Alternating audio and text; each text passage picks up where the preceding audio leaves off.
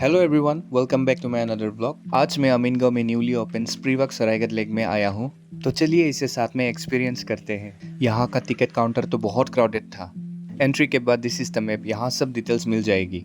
यहाँ entry fee ₹40 पर head होता है, लेकिन ड्रोन या कैमरा यूज करने पर ₹500 एक्स्ट्रा देना होता है।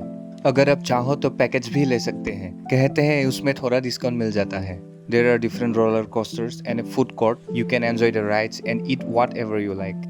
तो finally this is the boat house, जिसके लिए मैं स्पेशली यहाँ आया हूँ। यहाँ अलग अलग टाइप्स के बोट राइड्स है। अब अपनी पसंद से चूज करके एंजॉय कर सकते हो।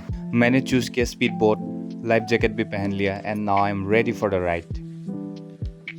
स्पीड बोट राइड का एक्सपीरियंस काफ़ी थ्रिलिंग और एक्साइटिंग थी। थोड़ा डर भी लगा, लेकिन ओवरऑल बहुत मज़ेदार राइड थी। अगर आपको थ्रिल पसंद है तो ये राइड डेफिनेटली ट्राई करनी चाहिए। बोट राइड के बाद इतनी भूख लगी थी कि सीधा बर्गर खा लिया। आज के लिए इतना ही, मिलते हैं नेक्स्ट ब्लॉग में।